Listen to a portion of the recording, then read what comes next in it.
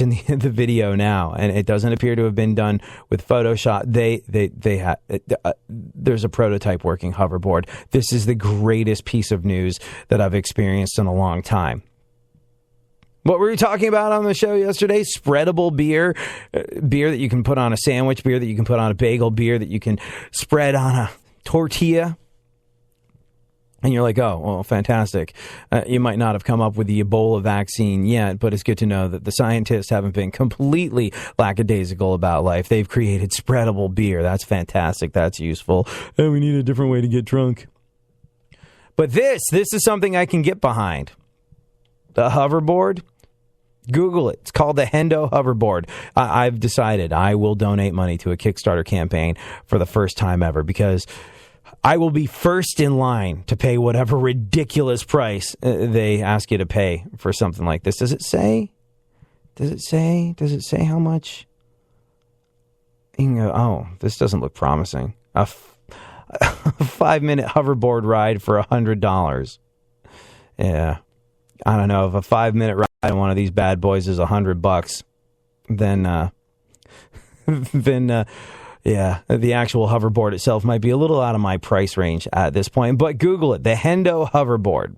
That's a Kickstarter campaign that is worth donating to. Wouldn't you agree, Funkhauser? Wouldn't that would be something that would brighten your Christmas if you found that under the tree? Be a great way to break my leg.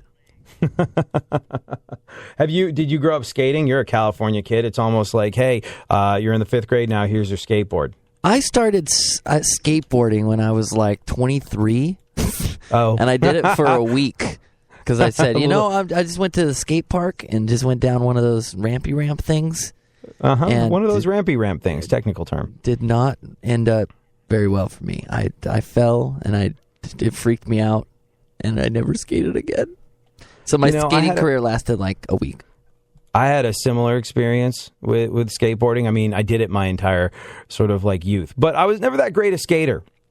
I was more someone who used skateboarding as a means of transportation. And, where I grew up in England, there was a lot of cobblestones, not the most conducive environment for learning how to shred. But yeah, no, I took my skateboard everywhere. I took it to school. I took it on the train. It was a mode of transportation for me more than anything else. I was never that freaking great at it. But, I could do some stuff. And I remember the moment where I used to ride motorcycles too when I was a kid. I had a dirt bike and got to a level where it could have been competing doing this thing called trial biking. And trial biking is some crazy ass stuff. It's a much higher center of gravity and you're doing things that are just bananas. It's a cross between motocross and then sort of, I don't know. It's an exercise in control is what it is. Like inclines you're going up are just ridiculous. And here's I can't remember the comic who said it, but it basically summed up my childhood. And the comic who said it said something like, nothing ever good comes from a bunch of 5th grade boys going, hey, you know what? Let's build a ramp. That was like my youth. I crashed my BMX trying to do a flip, and I didn't even have a real ramp. I had those little things that you, those little ramps that you're supposed to drive your car up onto when you're trying to get underneath them and do some work, which are very narrow and really not conducive to doing a jump on a BMX bike. But I found a way, and I was like, hey, I think there's a tree stump there. There's a fire hydrant there. If I get up a good enough head of steam coming down the sidewalk, I can probably clear both of them. And I cleared both of them. I was like, what would be better than that? Doing a flip over them would be better than that. And as a young idiot kid, you don't try and think out the mechanics and the physics of doing a flip. You just sort of like, pull the bike up and either lean forward or backward, depending on where you're trying to flip. I was trying to do sort of like a backflip. So I hit the ramp hard. This is when I was about 5 or 6. Hit the ramp hard, yanked up on the handlebars as good as I could, and landed face first in the fire hydrant. It was not good. There was pain. Did it stop me from trying the same thing as soon as as soon as I was ambulatory again? No, it didn't. And in my youth, I jacked up my ankles on skateboards, on motorcycles. I drove my motorcycle through a barbed wire fence, not once, but twice. I was just like, hey, this jumping over stuff that isn't there is kind of dull.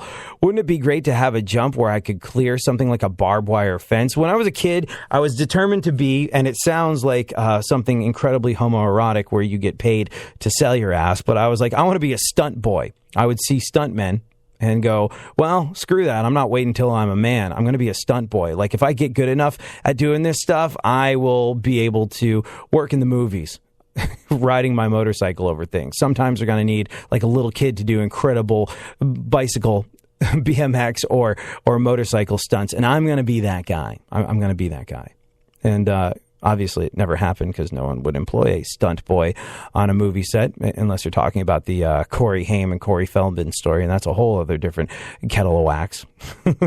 Kettle of fish, ball of wax. See what I did there? Mixing my metaphors, creating new words. I shift the paradigm all the time, even when I'm not trying to. But yeah, no, I wanted to be a stunt boy. And one thing that I realized was that that was never going to happen. But it didn't stop me from trying to jump barbed wire fences. But I jacked myself up all the time. And when you're a kid and you jack yourself up, it's kind of fun. You go to school with a badge of honor. What's that giant gaping scar on your leg? Oh, I was trying to jump from one tree to another. Didn't work out so good. Hey, look at this, like, look at this weird stuff that comes out of it when I press on my leg over here. I can press on my ankle and it seeps pus out of the gaping wound right under my knee. Amazing how the whole body is connected that way, isn't it? And that's awesome when you're a kid. But I had a similar experience to Funkhauser where I remember a few years back, I was on a half pipe. And I came off of it, and I jacked up my ankle like the good old days. But I was working, and when I realized as an adult I couldn't carry groceries, I couldn't drive, I couldn't do all sorts of things, I was like, okay, that's it for me. Sadly, from here on in, I'm the kind of skater that rolls, and not the kind of skater that grinds. It was tough to admit. iHeartRadio goes one-on-one with Jimmy Page to ask what he would like his legacy to be. So happy that we were able to stay together for as long as what we did, that to have made music that has meant a lot to people, to their lives, really helped them through certain periods in their lives. Has given them such great positive times, and it's brought them great joy. Well, it was just the most wonderful thing to have been part of. It was a group that I know all musicians dream to have a group like that, or be playing in a band like that. Just even be playing in a band like that, or in the company of musicians like that. And also that whatever I've done as a producer or a songwriter or as a musician, an audible musician, that's an inspiration for others. As understanding that from having gone to Berkeley, it was quite overwhelming. But that's the lifetime achievement for me. Thank you very much, everybody who's been listening. Keep listening to iHeartRadio for more Jimmy Page and all your favorite artists. Now, this week's top TV streams. All right, what is it you guys have been watching on TV this week? Kicking off the countdown at number 10, The Real Housewives of New Jersey. At number 9 is Doctor Who.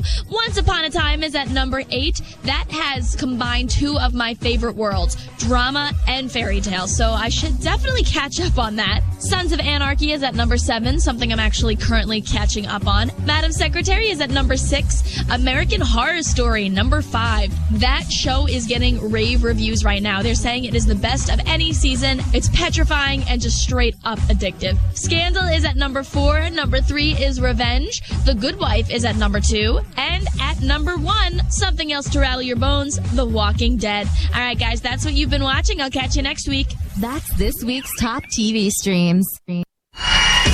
Delivering fascinating subjects, interesting talk, and boobs and fart jokes. AD on iHeartRadio. Yeah, oh, let's go.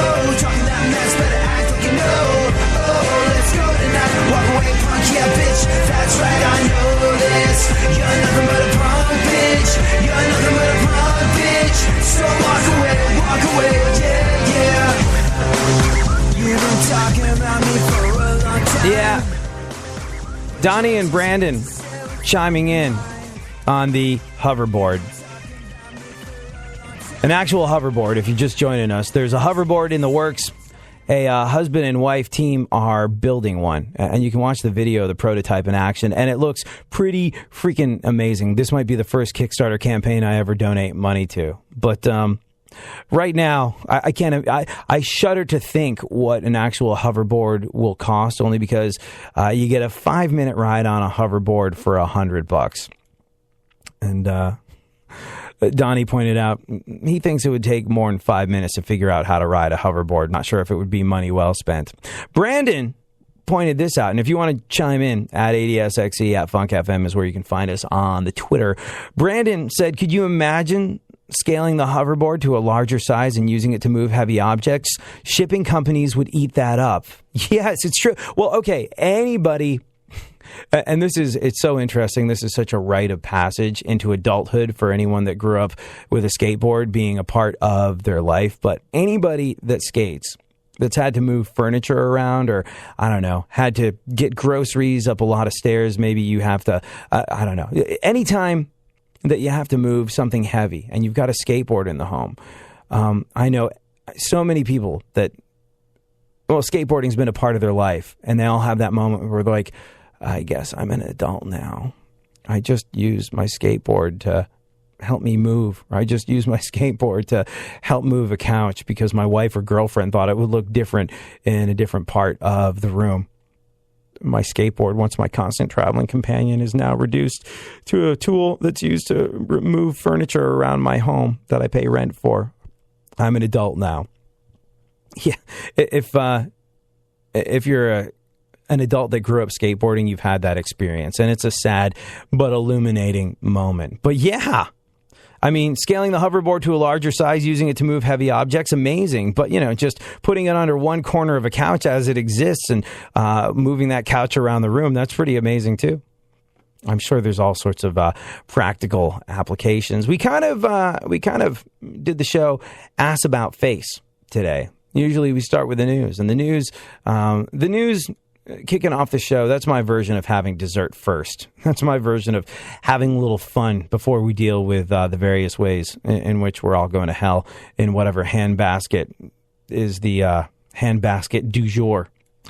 But we started off with the whole sort of like, you want to join ISIS, you want to become a part of it, you want to, like these 3 teenage girls that bailed on their homes in Denver, stole their parents' money, and were caught in Frankfurt, Germany, headed over to Turkey to go fight for ISIS. You want to do that. Here's the thing. The reality, as we learned from a Yazidi woman, rather. I went to school with a kid who had the last name Yazdani. A Yazidi woman. The reality of that is, she said, I've been raped 30 times. It's not even lunchtime. That's the life that awaits them. So that was a rugged way to start the show. I think we should move into the dessert course, where we take a look at the events of today in our segment, My Witness News. In no way, shape, or form fair, certainly not balanced. Funkhauser, do you have the... Oh, there it is. Yeah, the news bed that makes us sound more talented together and infinitely more professional than we actually are. A, how are you? B, what's going on in the world? A, good. Your girlfriend's still out of town, right? Yeah. Have you, and maybe we've talked about this before, but do you have those times when, well, you haven't been cohabiting all that long, but do you have those times where your girlfriend goes out of town and you're like, ooh, I'm going to relive my bachelor glory days. I don't know what I'm going to do, but it's going to be nuts. It's going to be crazy. It's going to be wild. It's going to be stuff that she wouldn't let me to do. I'm going to watch so much porn. And then what do you wind up doing? Do you actually exercise any of those bachelor demons? No, I've been eating candy corn. Yeah. No, that's always it.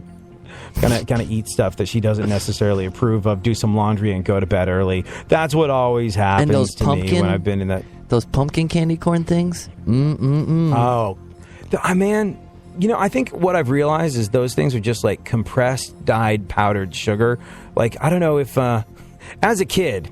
I had hippie parents, and it's so funny. Everybody rebels against their parents at one point or another. My way of rebelling against my parents, my hippie-ass parents, was to move to Texas and call myself a Republican.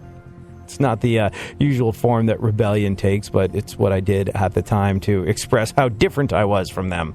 But the other way in which I rebel is I was my mom was very into no artificial colors, no artificial flavors, only 2 hours of television a week. And so, as a result, as a grown man in my 30s, I still feel pretty cool when I'm eating candy, watching as much television as I want to, drinking a soda, being like, ha ha, I'm my own person now, Mom. I'm going to do this. Now I feel sick. I know I had her.